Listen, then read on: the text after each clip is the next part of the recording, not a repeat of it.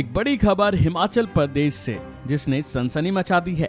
हिमाचल प्रदेश के नए मुख्यमंत्री सुखविंदर सिंह सुक्खू को कोरोना हो गया है। जी हां, सीएम सुक्खू की रविवार देर शाम को रिपोर्ट पॉजिटिव आई है। अब खतरा उन लोगों को भी है जो सीएम सुक्खू के संपर्क में आए थे। बता दें कि देर शाम उस समय सबको हैरानी हो गई जब रिपोर्ट में हिमाचल के मुख्यमंत्री सुखविंदर सिंह सुक्खू को कोरोना होने की बात सामने आई।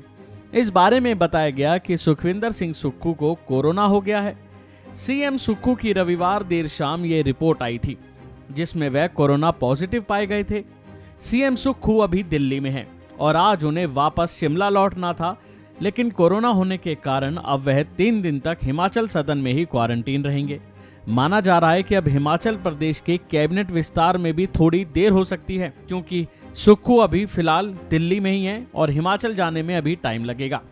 तो वहीं सीएम सुखविंदर सिंह सुक्खू को पीएम नरेंद्र मोदी से भी आज मुलाकात करनी थी, इसीलिए 18 दिसंबर को उनका सैंपल लिया गया था और फिर देर शाम जब उनकी रिपोर्ट आई जिसमें वो पॉजिटिव निकले, अब वह पीएम मोदी से मुलाकात भी नहीं कर पाएंगे।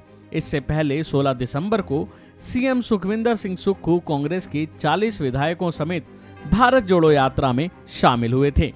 बता दें, सीएम सुक्खू के कोरोना पॉजिटिव को लेकर राज्य सरकार की तरफ से बताया गया है कि मुख्यमंत्री सुखविंदर सिंह सुक्खू आज सोमवार को दिल्ली में कोरोना पॉजिटिव पाए गए हैं।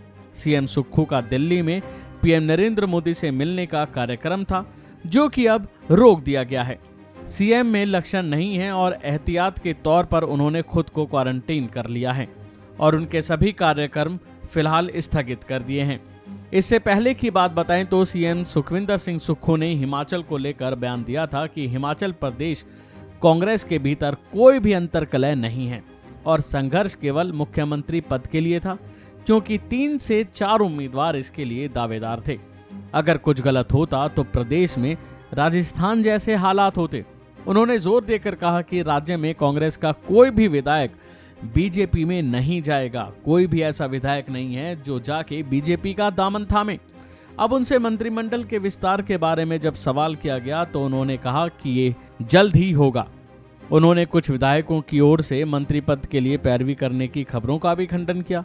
मुख्यमंत्री ने कांग्रेस की प्रदेश इकाई में अंदरूनी कलह की खबरों को साफ खारिज किया, लेकिन स्वीकार किया कि मुख्यमंत्री पद के लिए होड़ मची हुई थी। मुख्यमंत्री ने कहा कि उनकी सरकार लोगों के कल्याण के लिए काम करने के लिए प्रतिबद्ध है और विधानसभा चुनाव में पहले लोगों से की गई 10 गारंटियों को पूरा करेगी। जो भी सरकार ने चुनाव से पहले जनता से वादे किए थे, उन पर पूरा अमल किया जाएगा। अभी के लिए फिलहाल इतना ही। खबरों में बने रहने के लिए देखते रहिए वन इंडिया हिंदी।